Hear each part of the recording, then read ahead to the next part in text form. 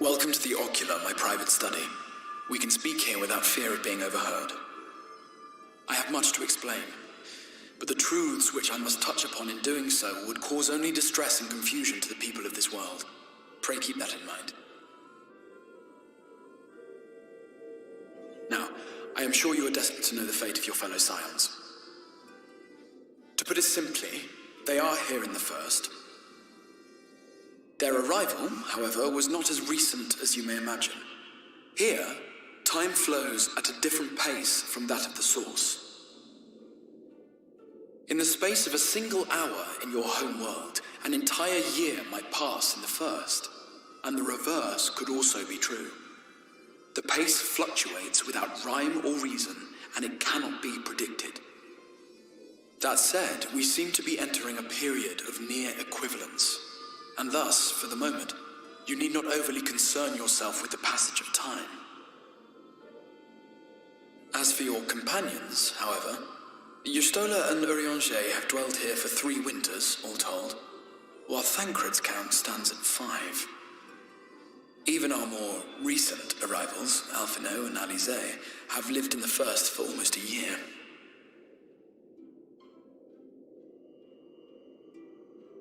My intention had been to summon only you, but the art of reaching across worlds has proven exceedingly difficult to master. Thus it was that my fumbling hand closed upon those to whom your fate is most closely bound as well. As they were not the object of my summons, their transference was incomplete. Though they may appear to possess corporeal bodies, they are, in truth, merely spirits that one can see and touch. Consequently, while you yourself will be able to pass between worlds with relative freedom, they will not. Much as it grieves me, they are stranded here, unable to return.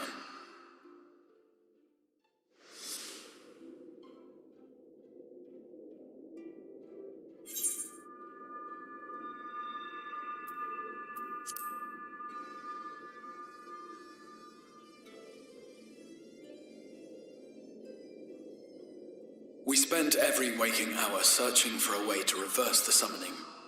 In the beginning, at least. As you may have surmised, however, our efforts met with little success. And then we all but abandoned the endeavor once Urianger shared with us the vision he had witnessed during his journey through the rift. In that chaotic no-man's land between realms, time and space warp and blend in unexpected ways. What Urianger saw was the future, that which would one day come to pass. In his vision of tomorrow, the first was rejoined with the source. This collision of worlds brought about the 8th umbral calamity and the deaths of countless multitudes. Amongst those who perished, Urianger clearly saw the fall of the Scion's mightiest champion. He watched you die.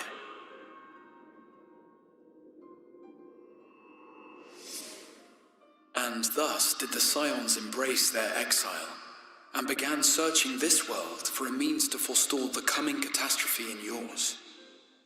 Their souls are stranded in the first, yes, but they have fought on, desperate to save their home and you from destruction. Nor have their efforts been in vain, for it was they who finally established that the elimination of the Sin Eaters will indeed serve to prevent the calamity. Considering these circumstances of our meeting, you would be forgiven for doubting my version of events. And so, before all else, I would suggest you track down your comrades and hear the tale from their lips. I shall of course be happy to assist in these reunions, and you need not make any decisions regarding your involvement until you are certain of where you stand. Meanwhile, I promise I will not rest until I have found a way to help your friends return home.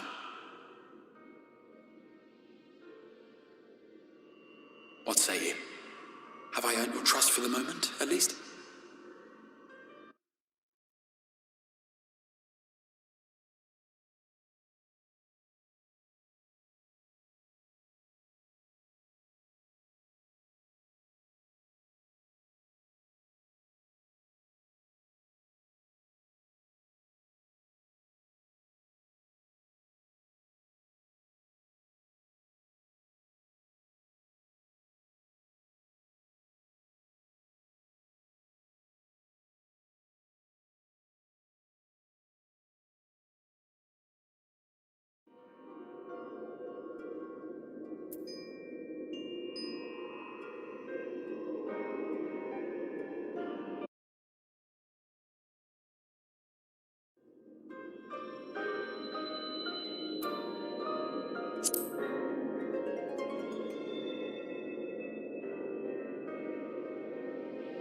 Excellent.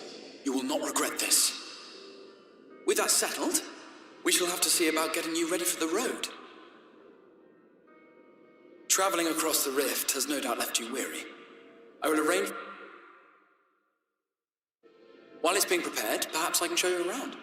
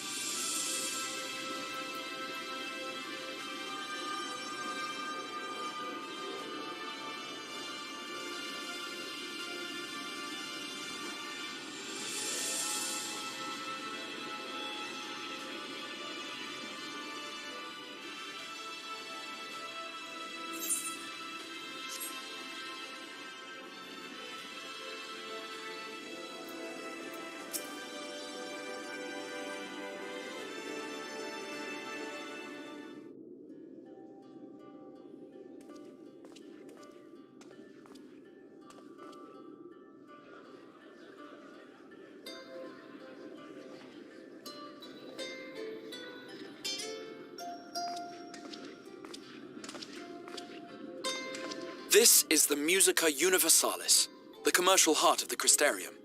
What you might need to prepare for your journeys can be purchased here.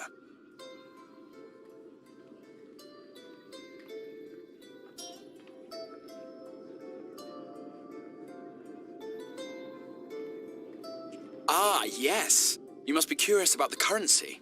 Fear not. The gil you carry will serve you well enough. Each nation once minted its own coins, but 'twas all a jumbled mess following the flood. After much debate, the local merchants eventually elected to revert to the old ways, wherein a coin's value was decided by the worth of its metal. As for a unit of measurement, we agreed upon the term gil, a word borrowed from coins uncovered within the Crystal Tower here. And as our traders peddled their wares across the land, so too did our usage of gil become common practice. From what your stola tells me, a standard coin from the source equates to exactly 1 gil here, or near enough not to matter. Our way of life has benefited greatly from the artifacts we recovered from the tower, some of which may be familiar to you.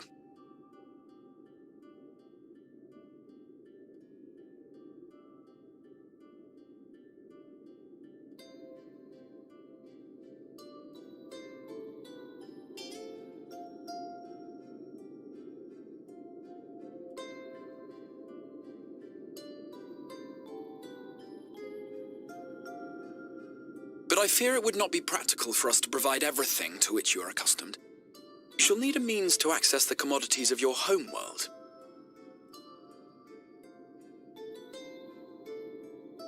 Avan Kerm Sin?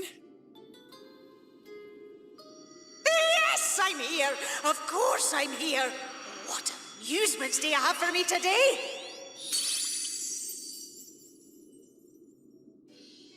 My dear Feo Ul, paragon of pixie kind. For you, I have the most vital task. This fine gentleman is a friend from a distant realm. And we have need of a means to ferry things back and forth from his home. Might you be able to assist us in this matter?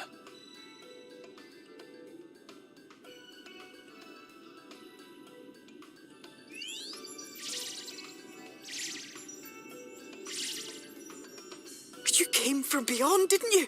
From beyond the rift? How wonderfully exciting! What a brave and reckless and marvellous thing you did! You've the heart of a pixie, you do. After careful consideration, I have decided to grant you my assistance. Make a pact with me and the fun can begin. But answer me this, traveller. Did your garments come with you when you crossed over? Your teeth? Your nails?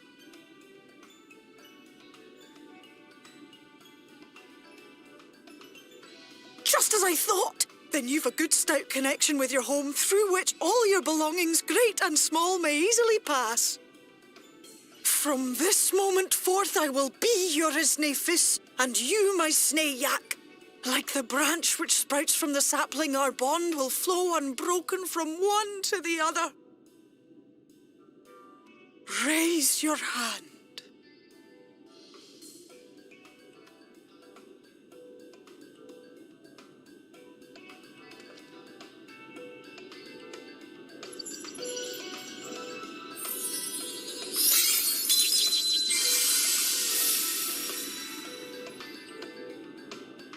Tis done. We are bound now, dearest sapling. Come then. Make your request. Tell me your desire. I wish to visit this world of yours. Mayhap her message to your friends in the Source to inform them of your safe arrival.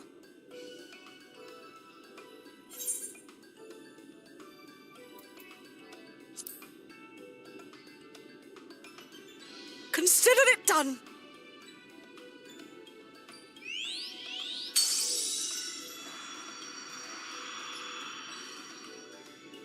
As you heard, that was Feo Ould of the Pixies. Their kind possess an affinity for magic akin to that of arcane beings. They rarely show themselves in populated areas, but Feo is insatiably curious even by pixie standards, and seems to have taken a liking to the Crystarium. Right, we were going to organise a room for you, weren't we? Come along.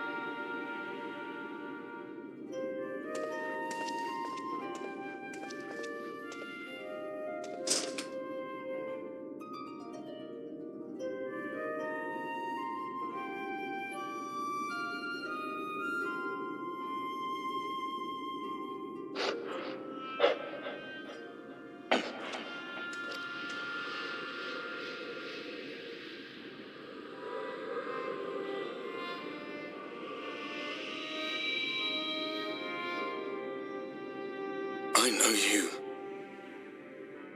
You're the warrior of light from the Source.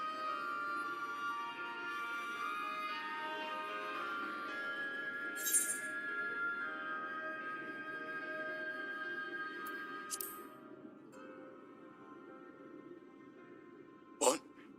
Did you just... You can hear me? Oh, gods, how long has it been? And who are you, he says. Enemy not worth remembering, apparently. My name is Ardbert. In the first, I was a warrior of light. But in the source, you knew me as the warrior of darkness. If you recall my tale, it was my comrades and I who caused the flood.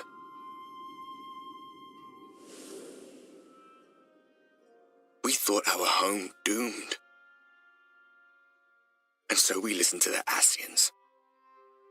Let them guide us to the source and tried to hasten their goddamned ardor.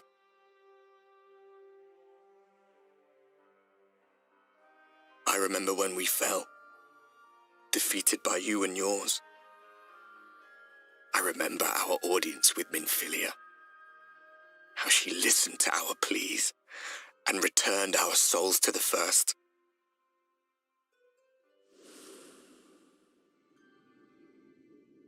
The flood was poised to swallow Norvrant. Minfilia and my friends, they surrendered what little they had left to hold it back. Just faded away, leaving me to bear witness.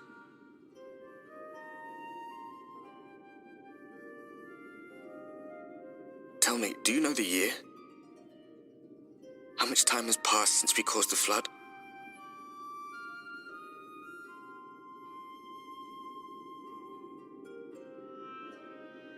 100 years. 100 long years.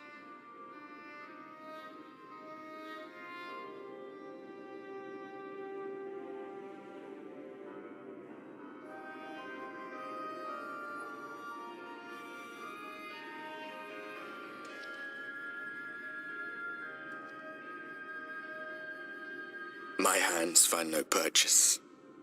My gestures catch no eye, and my pleas, be they whispered or screamed, reach not a single ear. I am a shade, cursed to do naught but drift.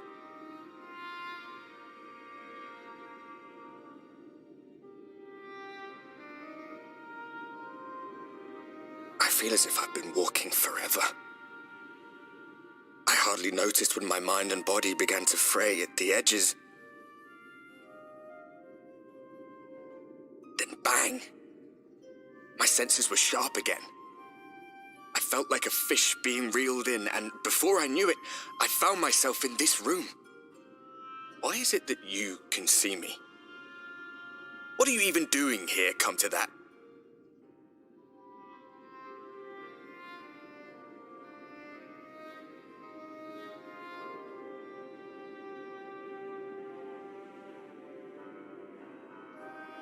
You were summoned to save the first. A waste of time. This world is beyond saving, like those who try to save it. Muddled as my mind may be, I've not forgotten that. But if fate has brought me to you, the one person in this God's forsaken world who can see and hear me, then perhaps there is a reason I endured. If I can find out why I was left behind, then maybe I can bring this journey of mine to an end.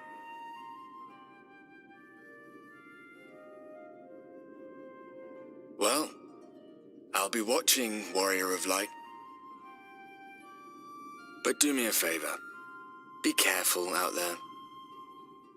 This world has had its fill of heroes.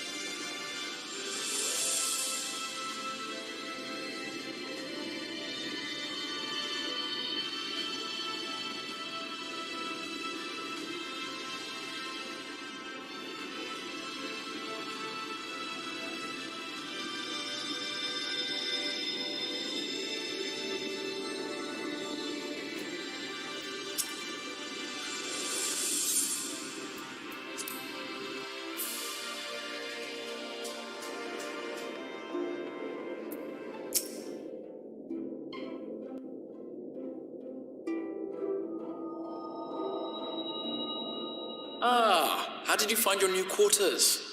I trust you were able to rest.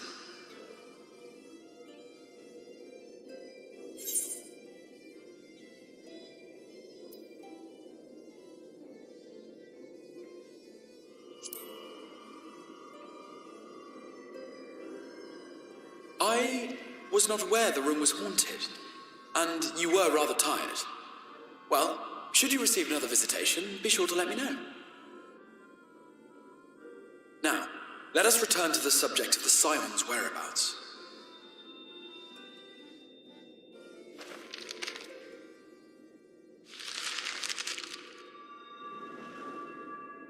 This map shows the lands of Northrend, the only area to be spared the flood of light.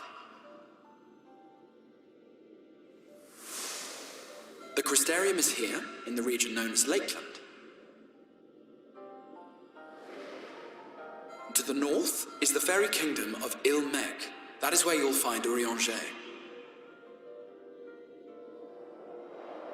To the east lies the once prosperous civilization of Rak-Tika. Your Stola is stationed there, in the heart of the forest. Alas, neither location can be reached without considerable difficulty. As such, I would suggest you first seek out one of the twins, each of whom is stationed but a short flight from the Crystarium.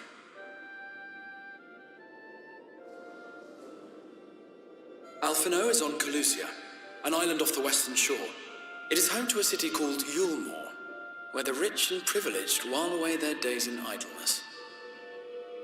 For his part in furthering our cause, Alphino journeyed there to meet with the citizenry and forge alliances.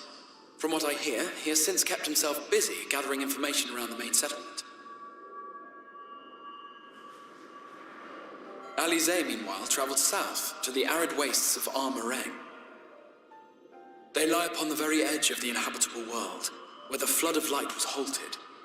Those who dwell there live in constant fear of attack by the Sin-Eaters.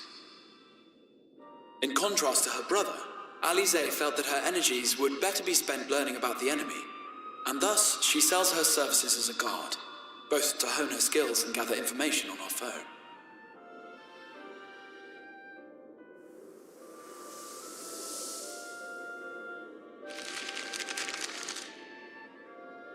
So, will it be Calicia or Armorang?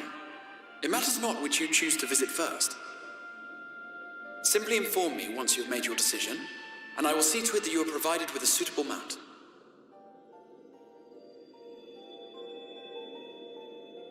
Ah, but you must be wondering about Thancred. He has taken up with a new companion, and is presently engaged as a wandering hunter of Sin-Eaters. Being ever on the move, his whereabouts are often difficult to ascertain, but I am certain your paths will cross ere long.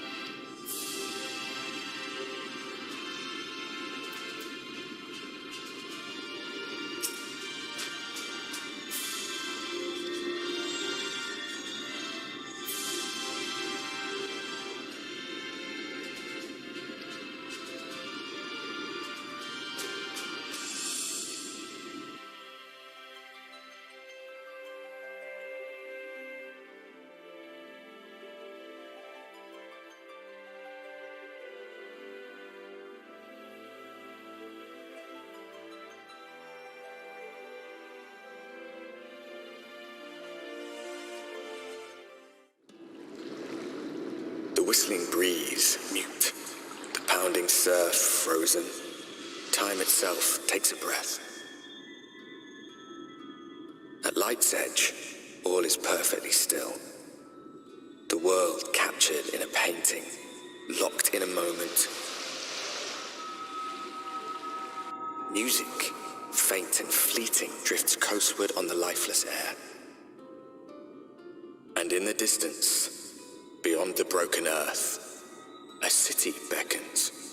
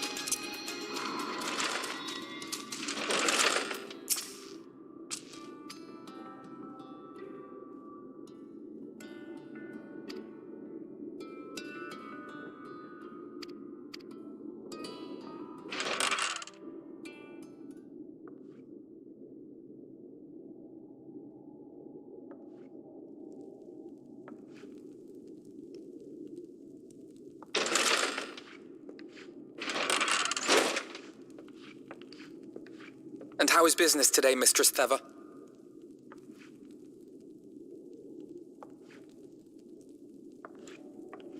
Oh, frenetic. Look, I have a new customer.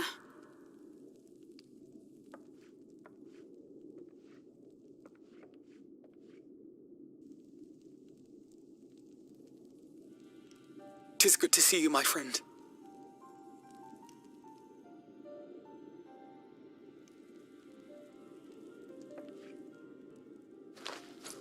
The barley seeds you wanted.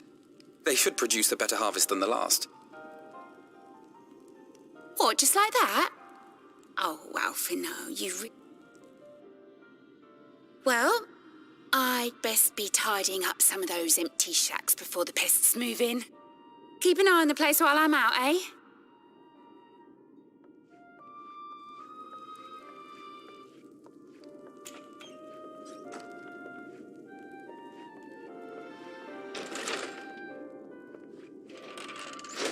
It seems an age since last we spoke.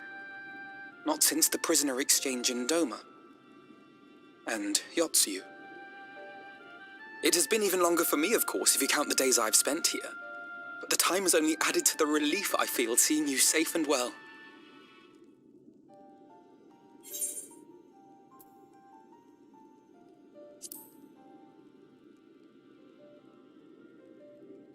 Huh.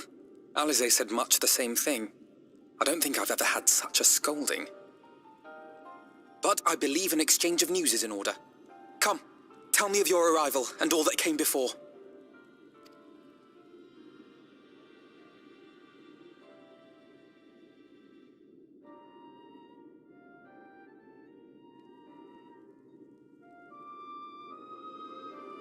I see. Both the Exarch and Alize told me what they knew of events, but I had stubbornly clung on to the hope that all-out war might yet be avoidable. And poor Tataru. She must be sick with worry. We must... It would be nice to bring her good tidings for a change.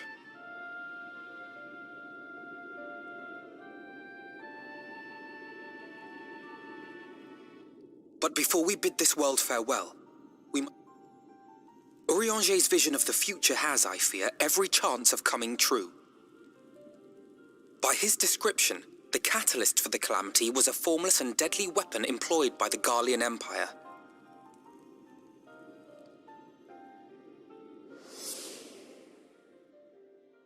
Which can only mean one thing.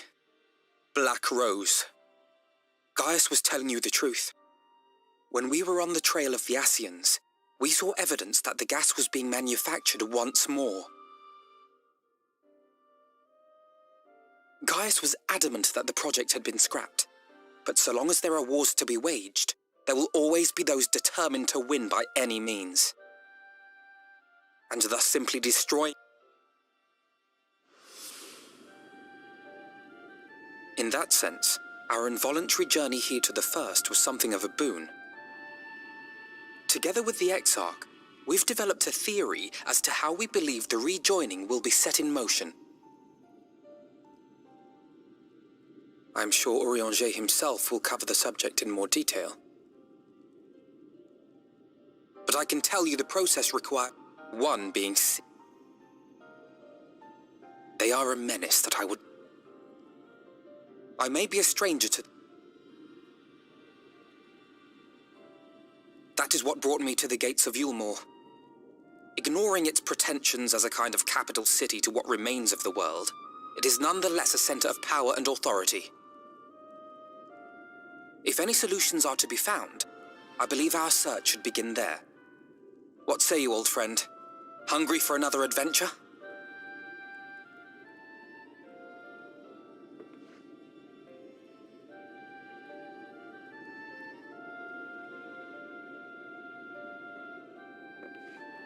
And so we take to the road once more.